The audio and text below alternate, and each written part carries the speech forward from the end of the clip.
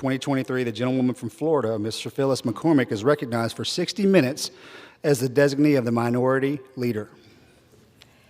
Mr. Speaker, I ask unanimous consent that all members have 5 legislative days to revise and extend their remarks and include any extraneous material on the subject of today's special order, which is voting rights. Without objection. It is with great honor that I rise today to co-anchor this CBC Special Order Hour along with my distinguished co-lead, Rep. Jackson. For the next 60 minutes, members of the CBC will have an opportunity to speak directly to the American people on voting rights, an issue of great importance to the Congressional Black Caucus, Congress, and constituents we represent, and all Americans.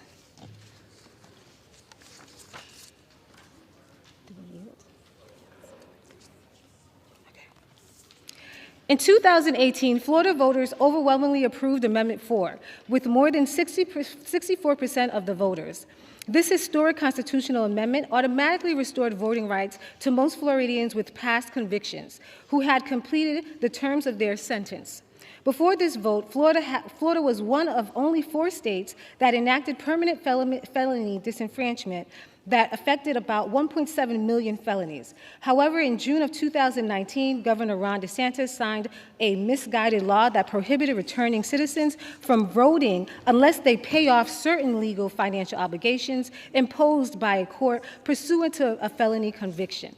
This abhorrent, undemocratic law has created a pay-to-vote system in the state of Florida, which overwhelmingly targets Black and brown communities. Florida has no centralized system to tell what a person might owe, so it is often impossible for people with past convictions and election officials to know who is eligible to vote. Last year, the DeSantis administration started prosecuting people with past convictions, making honest mistakes about their eligibility, intimidating potential voters, and further undermining the right of the Amendment 4 given to millions of Floridians. Many of the people arrested were told by local election officials that they were eligible to vote. Due to the confusing law that Tallahassee Republicans put into law, these officials mistakenly misled these individuals by telling them that they were eligible to vote. Armed with this new election police unit, the DeSantis administration arrested 20 people who were among the 11 million Floridians who voted in 2020 elections. The Republicans in Tallahassee and Washington are using fear and misinformation to disenfranchise millions of voters because they know their policies are not popular. It is time that Governor DeSantis and the Florida legislature honor the will of our constituents and implement Amendment 4 as it is written. It is now my privilege to yield to Honorable Ms. Terry Sewell from the state of Alabama.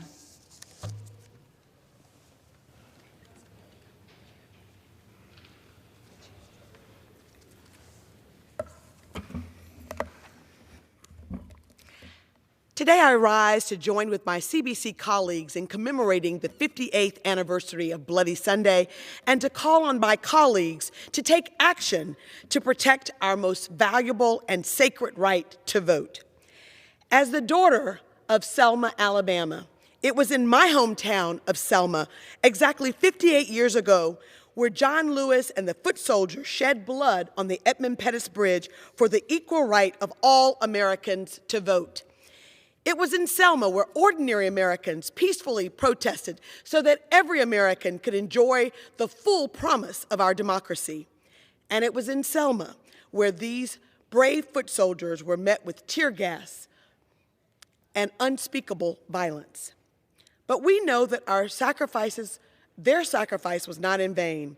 Indeed, it was the courage and the tenacity of those brave foot soldiers that brought us the Voting Rights Act of 1965 and provided federal oversight to ensure that no state could restrict the right to vote based on the color of a person's skin.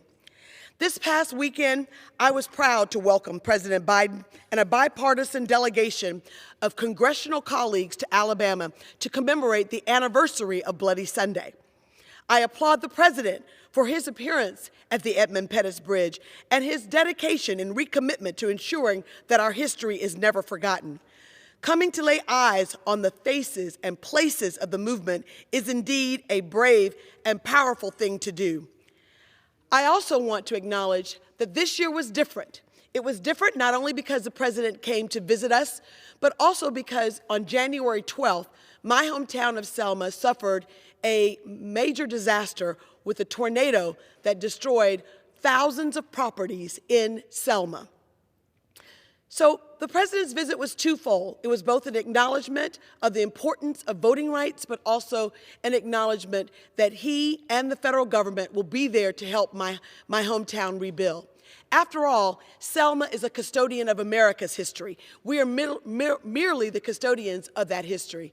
I want to honor and applaud my colleagues at the CBC for doing this special order hour on voting rights. And I want to say that it's very important that we not only talk about voting rights, but that we do something about voting rights.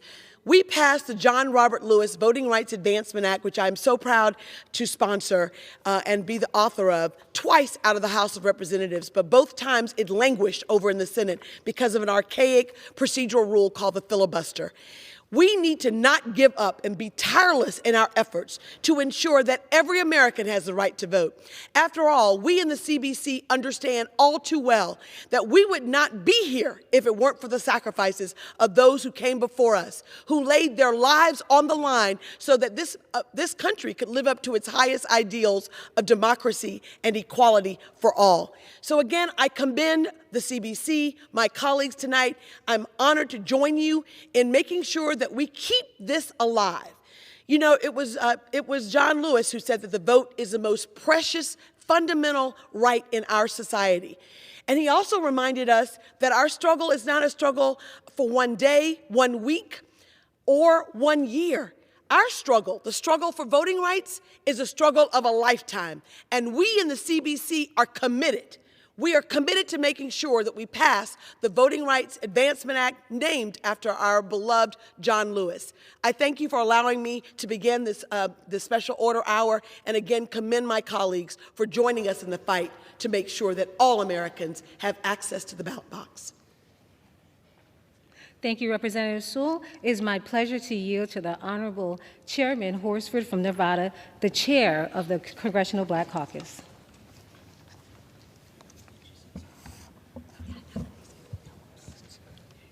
I want to thank my colleagues in the Congressional Black Caucus and this evening, Representative Sheila Sherfilis McCormick and Representative Jonathan Jackson for organizing this special order hour and leading as co-anchors this evening.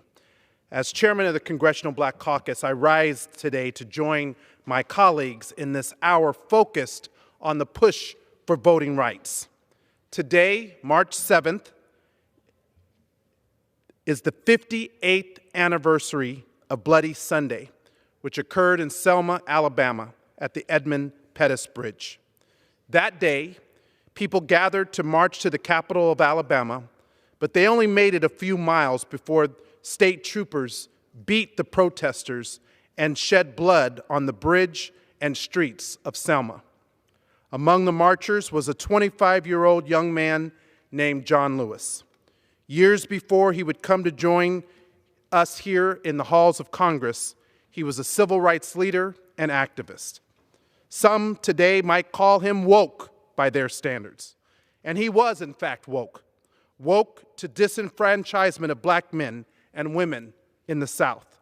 Woke to the fact that in Dallas County, Alabama, where he marched and where the police beat him, black folks made up more than half of the population, but yet somehow only made up 2% of the registered voters. When the late Dr. Martin Luther King Jr. was arrested in Selma a few months earlier, he wrote in the New York Times, quote, "This is Selma, Alabama. There are more Negroes in jail than there are on the voting rolls," unquote. In the nearby town of Marion, tensions hit a fever pitch when on February 18, 1965, state troopers clubbed protesters and fatally shot 26-year-old Jimmy Lee Jackson, an African-American demonstrator trying to protect his mother, who was being struck by police. Civil rights leaders planned to take their cause directly to Alabama Governor George Wallace on a 54-mile march from Selma to the state capital of Montgomery. Although Wallace ordered state troopers to use whatever means are necessary to prevent a march, approximately 600 voting rights advocates set out from the Brown Chapel AME Church on Sunday, March 7th. I was honored to join my colleague, Representative Terry Sewell, and other members at Brown Chapel AME Church just this Sunday. The demonstrators marched peacefully through downtown Selma. As they began to cross the bridge spanning the Alabama River, the marchers who gazed up could see the name of a Confederate general and grand dragon of the Alabama Ku Klux Klan, Edmund Pettus, staring right back at them in big block letters emblazoned across that bridge. Soon after, the melee began, and the police took out their batons and tear gas to attack the peaceful marchers. John Lewis later testified in court that he was knocked to the ground and was hit in the head with a nightstick by a state trooper. What was different from this march and this fight was the many television cameras that captured the brutal moments on film and aired them across the country. It was a turning point in the fight for civil rights and for voting rights. Just months after the Civil Rights Act of 1964 had been signed into law. I had the opportunity, as I said, to join some of my colleagues in Selma, in Birmingham, and in Montgomery this weekend, which I may add is now represented by our colleague in the Congressional Black Caucus, Congresswoman Terry Sewell. And I was pleased that President Biden was there with us, recognizing the need for our renewed action on voting rights for all. The John R. Lewis Voting Rights Advancement Act would ensure every American can exercise their vote.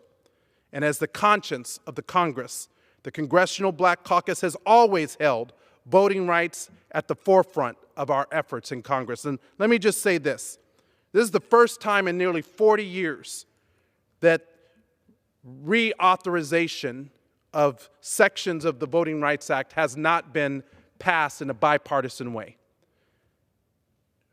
In nearly 40 years, there have been previous Congresses where this was never controversial. The idea of reauthorizing one of our most fundamental rights as American citizens, the right to vote. And so my question to my colleagues on the other side is, why won't you join with us, as your colleagues in previous Congresses have done, to reauthorize the John R. Lewis Voting Rights Advancement Act? We're calling on you today to join with us to protect and restore the sacred right to vote. We understand that this legislation must be passed.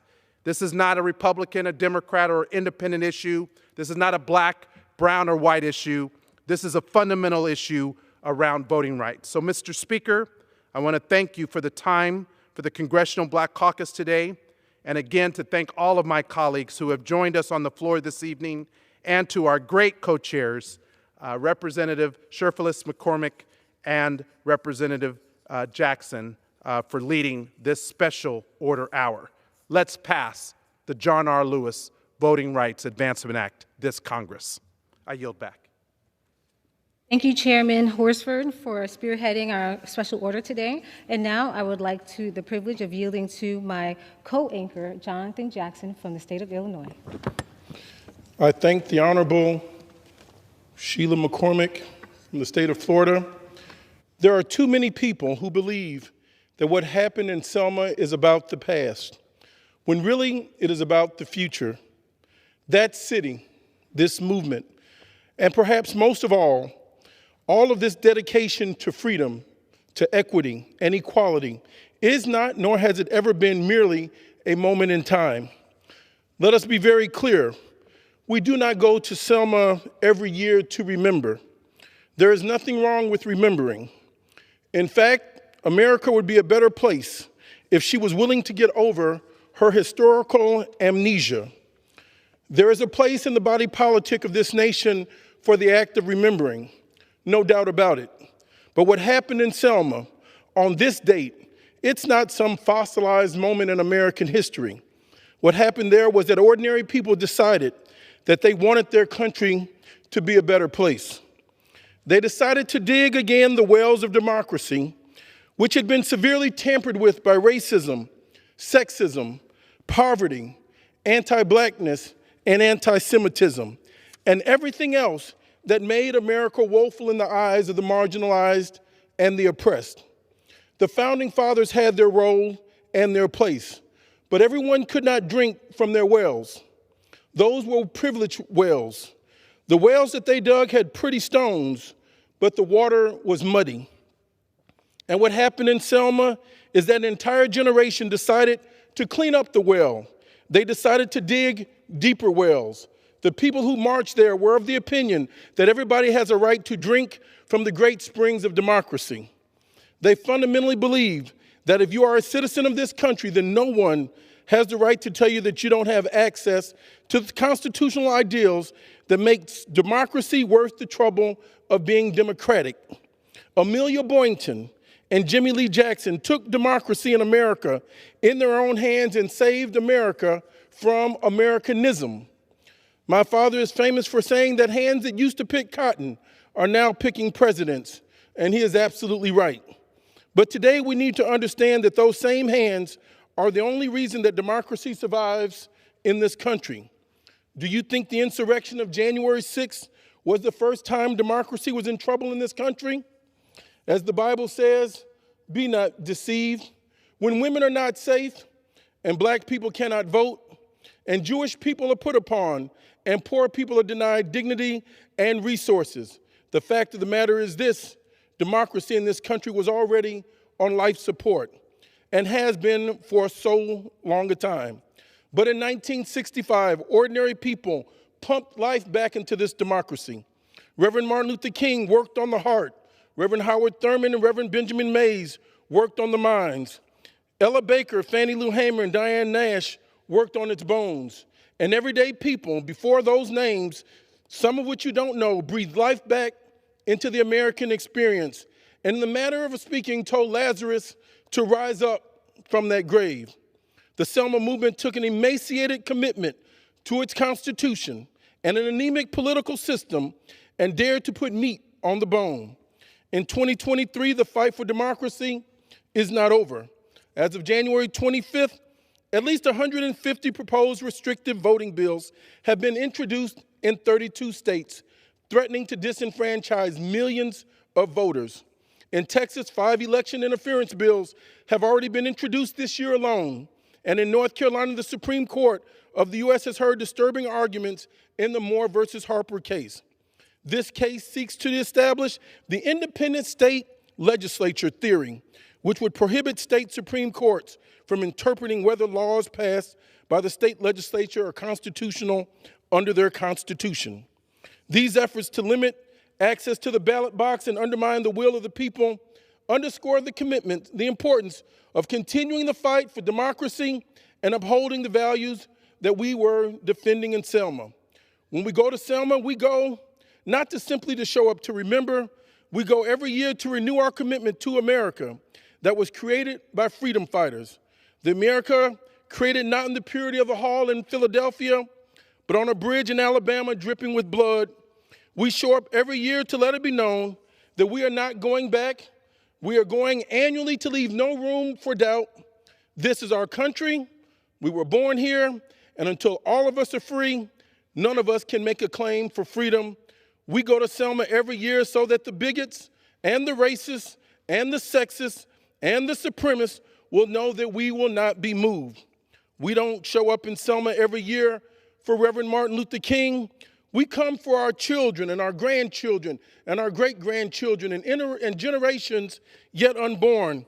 We go to Selma to make it clear that as long as we have anything to say about it, a government of the people, by the people, and for the people, and for all people shall not perish from the earth.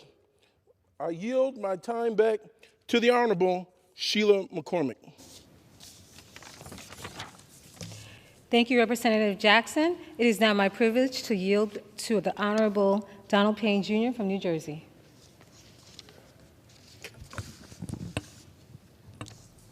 you, Mr. Speaker. And to the gentlelady from Florida, thank you for the opportunity to speak here tonight. And as I knew before, I've just learned again, you should not follow any speaker with the last name Jackson. Mr. Speaker, I rise today to commemorate the 58th anniversary of the March from Selma to Montgomery and support the need to pass critical legislation to protect the right to vote for all Americans. In 1964, our nation passed the Civil Rights Act. It established clearly that the rights described in the U.S. Constitution applied to all Americans regardless of color. The question I have, though, and I will raise in the future, is why do we have to continually ask for that right every 25 years? That right should have been given in 1964 and been a permanent right. So as we get through this piece of legislation, I will start to raise that question. Why is it we have to come every 25 years and ask for a right that we deserve? But there's still, political structures in place that denied African Americans the right to vote. So African Americans mobilized and promoted voter registration throughout the country, especially in the southern U.S. states. Few places in the country were as segregated as the state of Alabama. In some Alabama counties, African Americans represented half of the population, but they only represented 2% of registered voters. At the time, activists engaged in peaceful protests to attack the Jim Crow laws that kept African Americans off the voter rolls. They were arrested and beaten for their efforts. When famed civil rights leader Dr. Martin Luther King Jr. was arrested during one of these protests, he said that there were more African Americans in jail than on the local voter rolls. Finally, 600 brave Americans, led by 25-year-old hero John Lewis, planned to march from Selma, Alabama to Montgomery. They wanted to discuss voter segregation with the Alabama governor and renowned racist George Wallace. They marched across the now famous Emmett Till Bridge in Selma in the hopes that they could find justice. Instead, they were beaten by white state troopers and sheriff's deputies in a day known as Bloody Sunday. We have come a long way in this country from the evils of that era, but there are some people that are looking to set the clock back. But the forces of racism and prejudice have found new voices these days, and they are trying to undo the work that we have done to create an equal society. In 2022, there were 11 laws passed in 8 states to restrict voting rights, and another 408 bills to restrict voting rights were considered in 39 states. In Georgia, you are not even allowed to provide water to hot and tired voters waiting in line. Right now, there is a battle to secure voting rights for every citizen in our country. There are still people who think all Americans do not deserve the right to vote, and they target our African American communities directly. It makes me furious that we have to go through this cycle every 15 to 20 years, as I stated, to keep our right to vote. That is why we must pass the John R. Lewis Voting Rights Bill.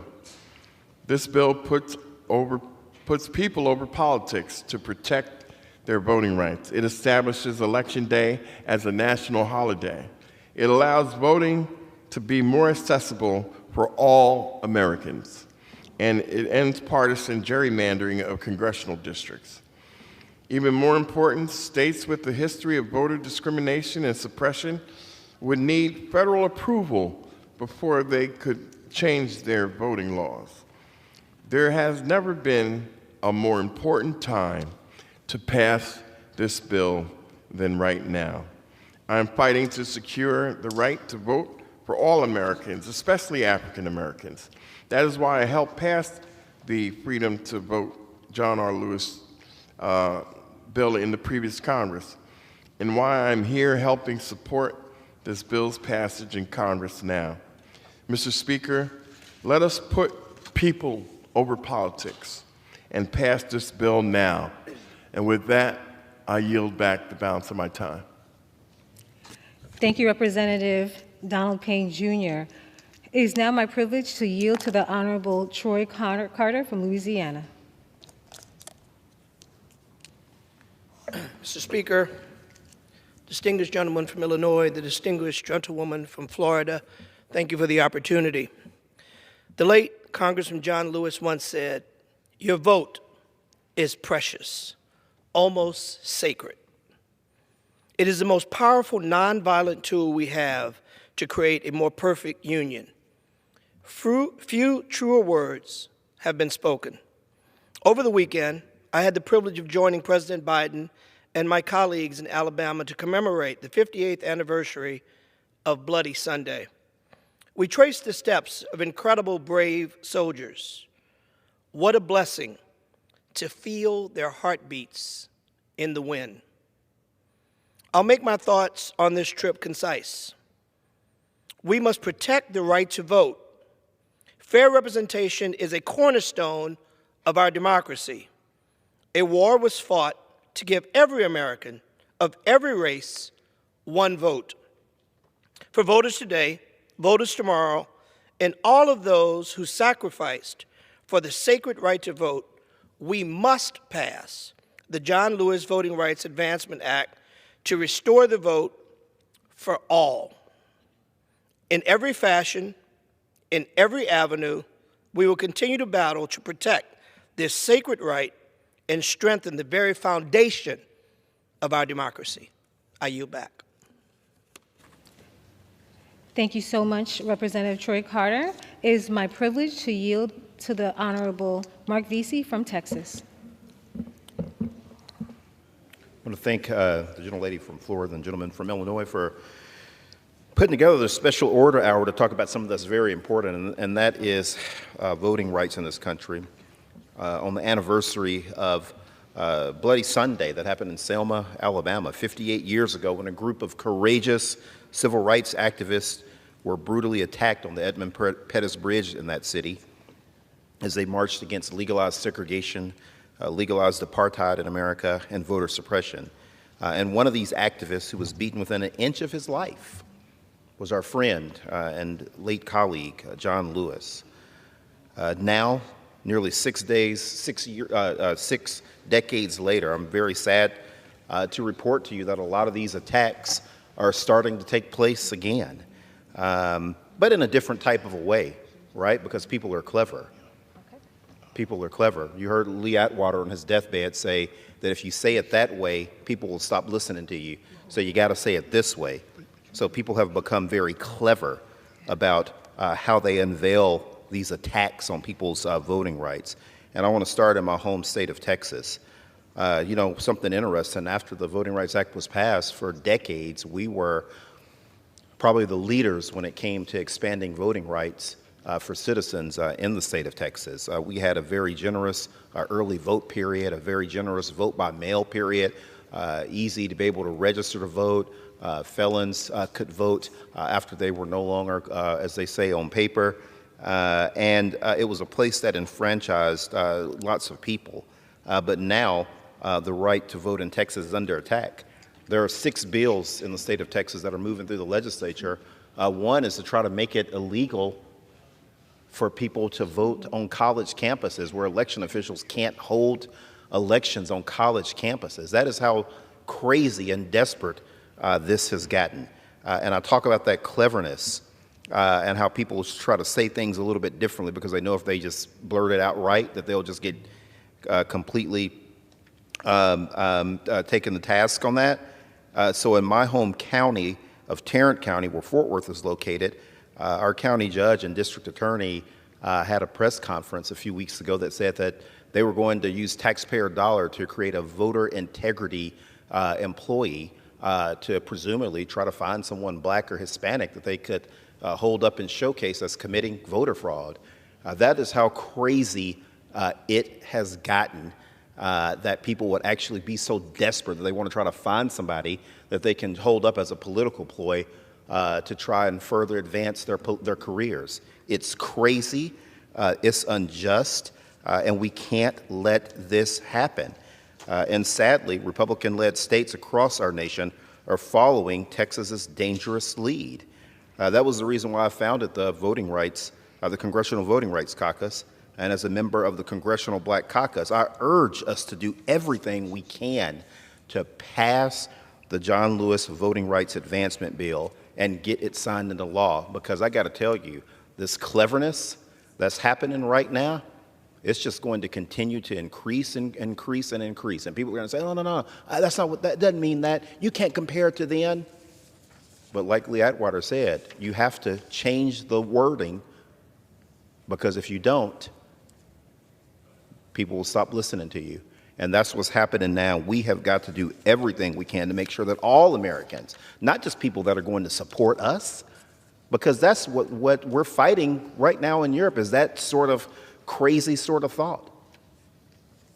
We need for everybody, people that are going to be for us and against us, to have the right to vote in this country, because that's what our Constitution is all about. And if you really believe in that, then you will uphold the right of all Americans to be able to exercise their suffrage in this country. Mr. Speaker, I yield back. I want to thank the gentleman and gentlelady. Thank you. Thank you so much, Representative Vesey from Texas. It is now my privilege to yield to Honorable Amelia Sykes from Ohio. Thank you, Mr. Speaker, and let me first start by acknowledging my colleagues from the great states of Illinois and Florida for organizing this special order hour to discuss Protecting Voting Rights Act. Mr. Speaker, I rise today to emphasize the most sacred right we have as Americans, a cornerstone of our democracy, the freedom to vote. Mr. Speaker, you may know that on January 6, 2023, exactly 2 years after the anti-democratic insurrection on this nation's capital, my home state, the state of Ohio, enacted one of the strictest, most restrictive anti-voter laws in the entire country. This law works to silence the voice of Ohioans, including my constituents in Ohio's 13th Congressional District, by creating deliberate barriers to voting, including reducing the number of early voting hours and enacting unnecessarily strict photo ID requirements, one of the most stringent in the country. And just a few weeks ago, the largest county in Ohio's 13th Congressional District had the 4th highest amount of names purged from the voter rolls, over 5,000 of the 125,000 statewide. But this blatant attack on freedom to vote is not just a phenomenon in my home state of Ohio. No, Mr. Speaker, since 2022 election, 19 states have enacted laws that make it harder for Americans to cast their ballot. Mr. Speaker, remember it was the Voting Rights Act of 1965, a bipartisan piece of legislation that ensured that states who were plenty happy to disenfranchise black and brown voters had to take additional steps to ensure and allow people to vote. And it is our duty as representatives elected by the people of these United States to put people over politics and do everything within our power to strengthen our democracy and protect the sacred right to vote in free and fair and secure elections. We must restore the protections of the Voting Rights Act and take the necessary steps to ensure access to the ballot box by passing the John Lewis Voting Rights Advancement Act and the Freedom to Vote Act. I urge my colleagues on both sides of the aisle to rise to the urgency of this moment by using every tool at our disposal to protect the right to vote. Our democracy simply cannot wait. Equal access to the ballot for every American must be our focus. Thank you, Mr. Speaker. I yield back. Thank you, Representative Amelia Sykes. It is now my privilege to yield to the Honorable Summer Lee from Pennsylvania.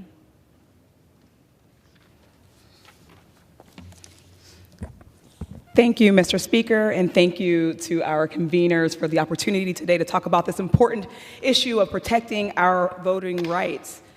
I'm one of the new wave of younger Black legislators who will never have the opportunity to meet or serve with Representative John Lewis, but who are now tasked with tasked with finishing what he started. It's disappointing that we still have a need to explain the urgency of voting rights, but during a time when Black history is under attack, I will still give a brief course, as some of my colleagues here have done. Today, on March 7th, but in 1965, 58 years ago, and over 2 decades before I was born, John Lewis and his comrades risked their lives to demand more of our democracy on what is now known as Bloody Sunday. You see, months before Bloody Sunday, civil rights organizers celebrated the passage of the landmark Civil Rights Act of 1964, but they demanded more, the right to vote. So 58 years ago, John Lewis joined over 600 others, marched across the Emmett Till Bridge, where they were brutalized by police simply for demanding access to the right to vote, the right to be a full citizen in our democracy, just like everyone else, a right that is under attack once again today. Just saying the right to vote is incomplete.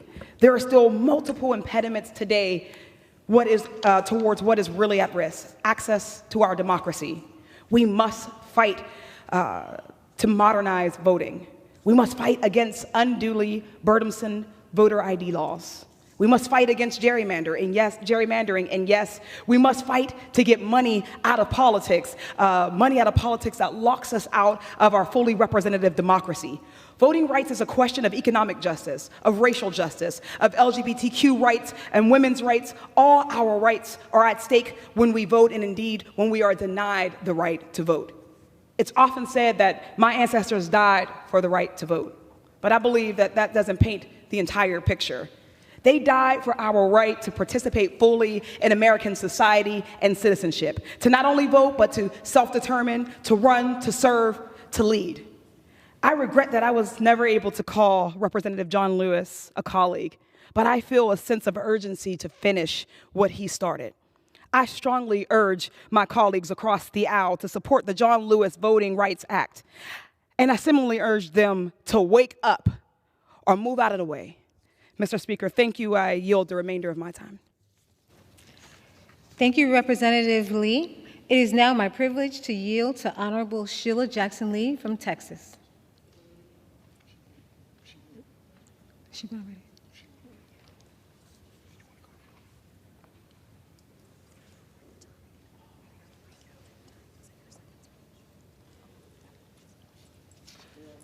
Mm-hmm.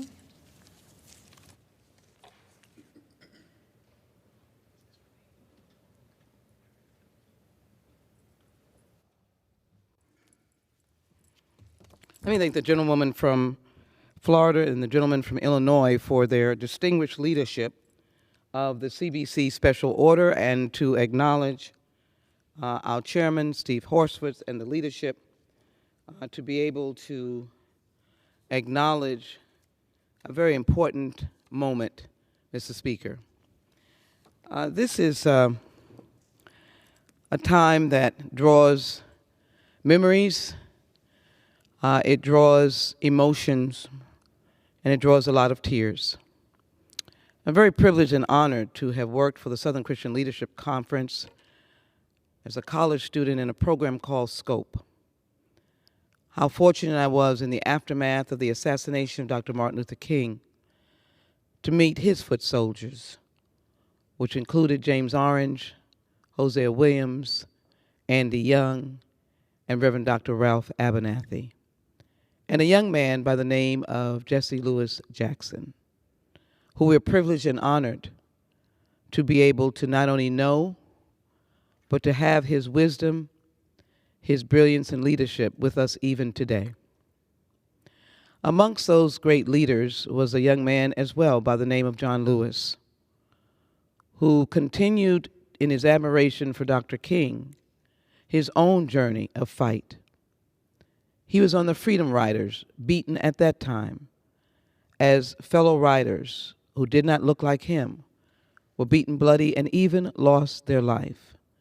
Many Americans don't recall that history. Some call it the Second Civil War, and the aftermath, the Second Reconstruction. But there were many people who were willing to sacrifice their lives because of the right to vote, which was denied. And the amazing aspect of their fight was that it was nonviolent. They trained extensively to suffer at lunch counters, spit upon, beaten, hit in the head, pulled off the stools. So there were multiple of movements that could contribute to this question of civil rights and voting rights. Many people were reminded of the I Am a Man campaign to try to bring dignity to garbage workers, sanitation workers that Dr. King fought for in Memphis, Tennessee, of which he saw his untimely and brutal death. And so this weekend was a commemoration of Bloody Sunday. Bloody Sunday actually happened March 7th, 1965.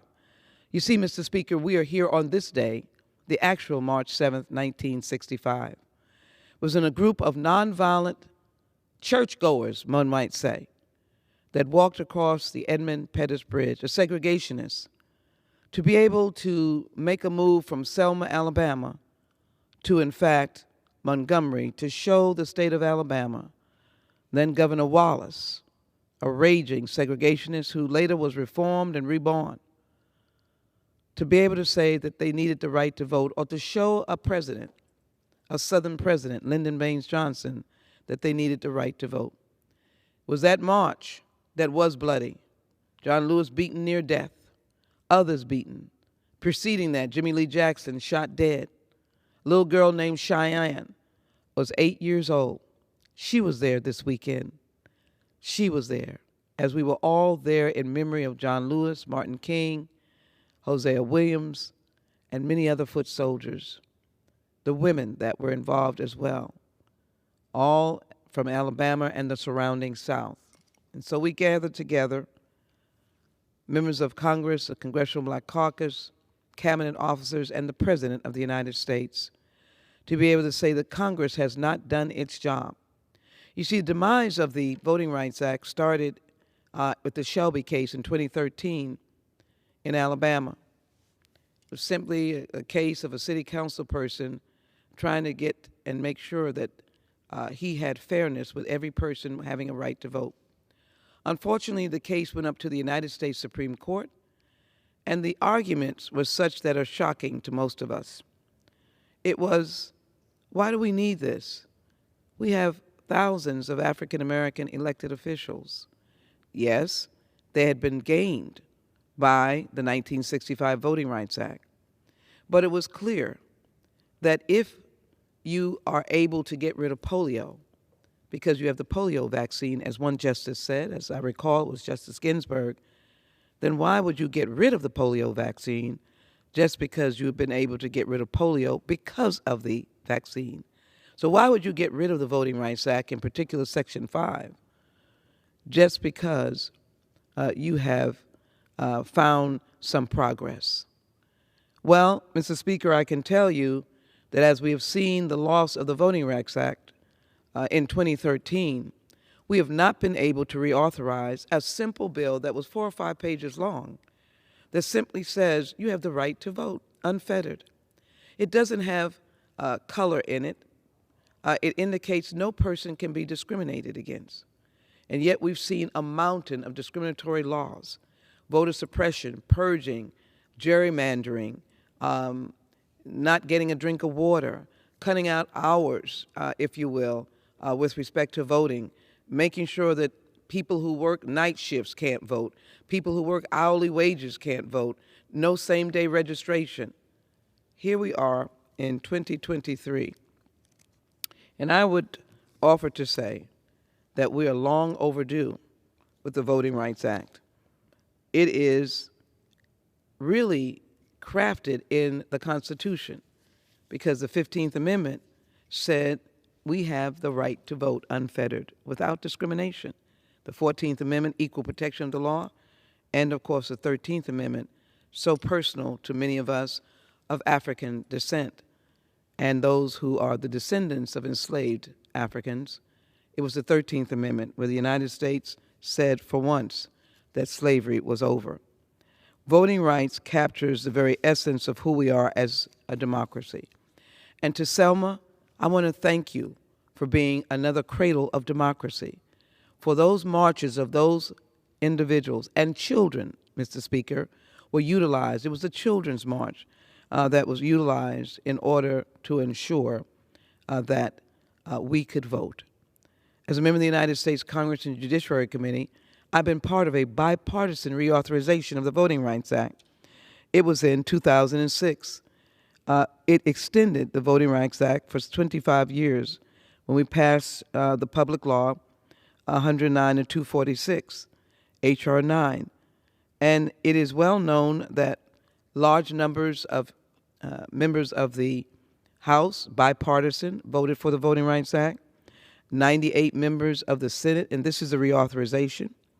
We also renamed it the Fannie Lou Hamer, Rosa Parks, Coretta Scott King Voting Rights Act reauthorization. We ultimately, at a later time, added the Honorable Barbara Jordan and a number of other Texans who were engaged in voting empowerment. We did it in a bipartisan manner. So it troubles me that we cannot come together and pass a voting rights bill that does nothing but allow Americans to vote. And the Shelby case has dismantled the infrastructure of safe voting, constitutional privileges of equal protection of the law, and of course, the fear of voting. People being arrested just for activating the right to vote, not being cautioned that they may not have had their registration right, but put in jail. Outright intimidation. And so it's important for us to be on the floor today to be able to reinforce and to extend a hand of friendship and partnership. Why can't we reauthorize this bill? Why can't the Senate accept the John Robert Lewis Voting Enhancement Act with a new formula dealing with Section 4 that deals with the formula under Section 5? I am pleading with our colleagues to do so. It is important, as I conclude my remarks, to recognize that voting is unfettered and it is a choice of the American people. And in this democracy, two-party system most often, though there are other parties, we are either elected or unelected. That's the greatness of America. And over the years, we have accepted the peaceful transfer of power until that day, January 6, 2021. I hope we'll never see that day again. But that is no excuse for not passing a Voting Rights Act.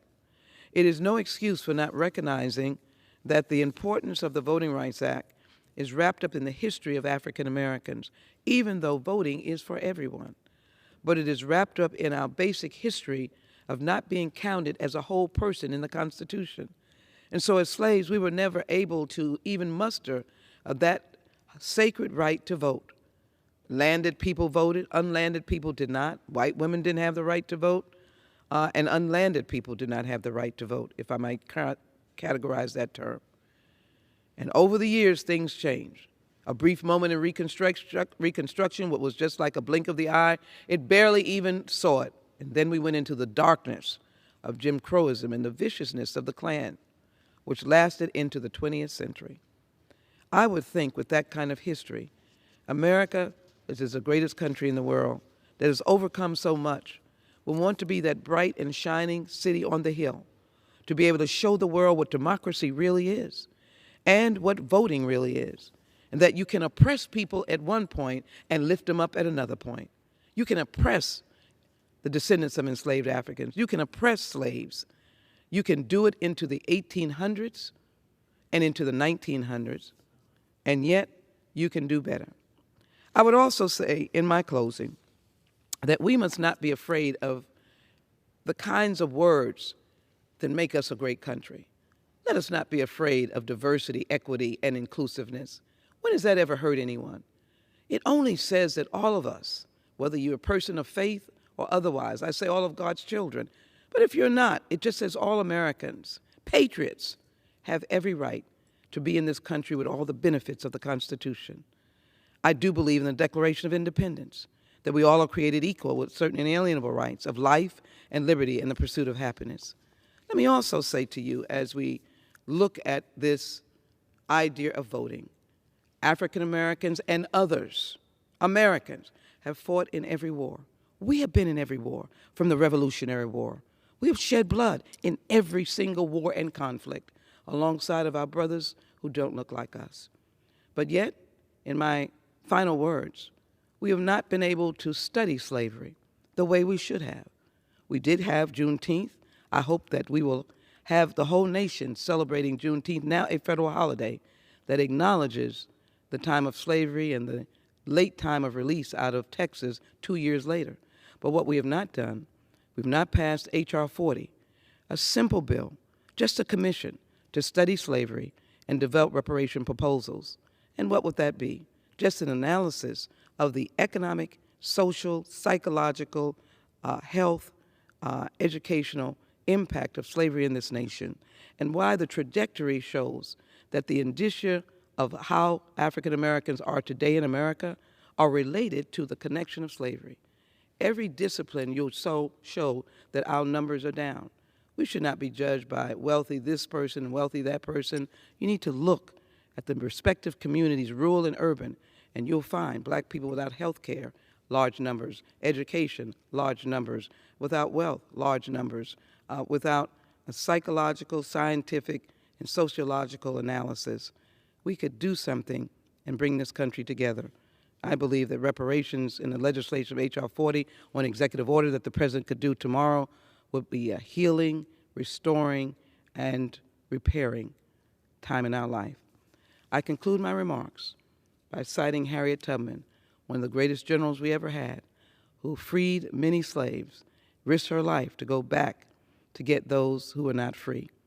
She was part of the Underground Railroad, and it keeps me going, just like the words of John Lewis, never give up, never give in, never give out. But Harriet Tubman said, in the framework of freeing the slaves, if you hear the dogs, keep on going. If you see the lights, keep on going. If you hear the noise, keep on going. If you want a taste of freedom, Mr. Speaker, we need to keep on going. That's America. And I hope tonight that my colleagues and those who are viewing us will keep on going, for freedom is before us, and we need to keep on going. I yield back. Thank you, Representative Jackson Lee. Mr. Speaker, I'd like to inquire how much time is remaining.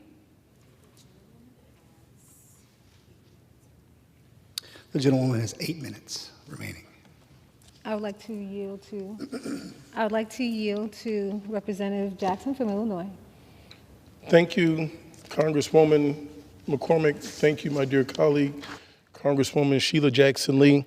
On this day, March 7th, I'd like to also share reflections that I've had upon with the House regarding Mrs. Mamie Till, the mother of Emmett Till, residents of the 1st Congressional District of Illinois. And I'd like for this to be entered into the record. I had the privilege of better than 3 weeks ago of attending a screening of the Till movie in the White House under the presidency of Joseph R. Biden. My remarks are as follows, Mr. Speaker. I rise today to give special recognition to Mr. Andy Jassy, Chief Executive Officer of Amazon, for his inspiring contribution to the making of the major motion picture Till, a movie about the life and martyrdom of Emmett Till. Mr. Jassy's participation is of special importance to me, not only as an African American, but as a representative of the 1st Congressional District of Illinois as well. Emmett Till lived and is now buried in the 1st Congressional District. And were he alive today, I very well could be his constituent in the 1st District, or he could have been mine. But sadly, we live in a world where the prospects of black life continue to diminish. Emmett Till never got to live out his days in peace. He never got to pursue the best of what he had to offer the world. And it is important that we remember that Emmett Till was actually a human being. Emmett was not first and foremost a victim, nor was he merely a symbol of racial antipathy in America. Emmett Till was a young man of tremendous compassion. A compassion not just for his family, but for his community as well. Emmett dreamed of becoming a motorcycle policeman.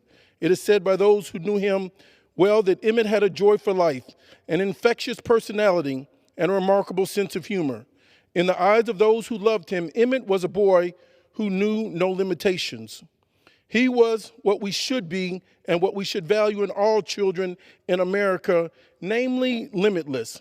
Subsequently, in all things more tragic, that such a bright light should be buried, needlessly extinguished, and a crime against humanity to have put such a treasure in the ground. I remember having been with Mrs. Rosa Parks, and my father, Reverend Jackson, asked her, why did she not get up off of that bus in 1955? And she said, because she saw Emmett's picture and could not go back. That indeed laid a foundation of a resurgence of a civil rights era. I should also mention that the 1st Congressional District is not only where Emmett lived his life, but is also the place where his mother kept sleepless sentinel over the memory and the body of her son, in a way most reminiscent of Antigone. Mammy Till courageously fought for accountability and justice, not just for her child alone. After the murder of her son, Mammy Till lived her life dedicated to the proposition that all children have a right to be safe and protected. Without title or position, the mother of Emmett Till committed herself to the eradication of hatred in America. The kind of hatred that killed her son, the kind of hatred that continues to limit the horizons of millions of blacks because of the color of their skin. Mammy Till not only was a resident of the 1st Congressional District, she was the conscience of the community. Having already taken a moral stand, Miss Till was the quintessential American mother, fearless, tenacious, and yet somehow endowed with a generosity of spirit. Not even the most sullen of hearts could resist her light. To meet her was to meet someone so singularly dedicated to equality that one could not be in her presence without being fundamentally transformed. I am particularly proud to say that Mammy Till was a close friend of my family, and I have known her all of my life. Both my mother and father loved and admired her, and she must never be forgotten. This is why the contribution of Mr. Jassy is so significant. The murder and martyrdom of Emmett Till is not only tragic in its own right, but points the way to a larger and fundamental truth of the American experience. From the years 1882 until 1968, approximately 4,742 people were lynched in America. Most of them were African Americans. The overwhelming majority were innocent, murdered without provocation, and perhaps most importantly, all of them American citizens trying to secure for themselves the benefits of America. But because we live in a nation dangerously preoccupied with the impediments of race, over 4,000 of its citizens, Emmett Till being one of them, lost their lives in the unintelligent and uncompromising shadows of hatred. This is why the film sponsored by Mr. Jassy and Amazon is of such critical importance in this era, given the fact that we are living in a time when government institutions are actively trying to erase uncomfortable and inconvenient aspects of American history. Cultural artifacts must be rendered beyond the reach of state sanctions and curriculum. As Mr. Faulkner said long ago, the center must hold, the truth must be preserved, and everything else is a lie. Nations that build their tomorrows on a cacophony of falsehoods are not worth of the future they presume. But when we tell the truth, when we tell our story, when we are in the moment a better nation, this is why what Mr. Jassy has done. This is what all of the makers of the movie Till have collaborated to create. They, much like the best of the nation's creative forces, have given us something to consider, something to think about, something to make us remember, lest we fall victim to the most egregious historical infraction, the very act of forgetting.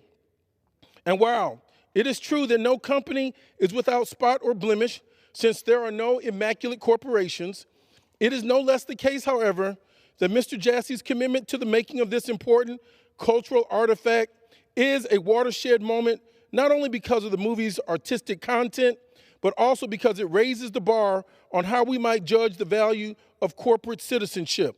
50 years ago, Reverend Martin Luther King reminded us that in some situations, cowardice will ask, is it safe? Expedience will ask, is it popular? But conscience must ask, is it right? Prayerfully, I long for the day when we might look back upon this significant corporate and cultural collaboration and the emergence of a new American corporate consciousness. I think it is not a stretch to suggest that more American companies need to publicly align themselves with the truth of American history. Mr. Jassy has certainly done that, and in doing so, has reminded us that the inherent value of selling, we must put aside selling items sometimes to make a profit in order to do what is right for our nation and the world. I yield back my time to the Honorable Sheila McCormick. Thank you, Representative Jackson. I ask, Mr. Speaker, that we secure the Voting Rights Act for all Americans. We must honor the legacy of the civil rights advocates like John Lewis and those who came before us by standing strong in the face of adversity. Every American deserves to be able to vote freely without fear and appraisal.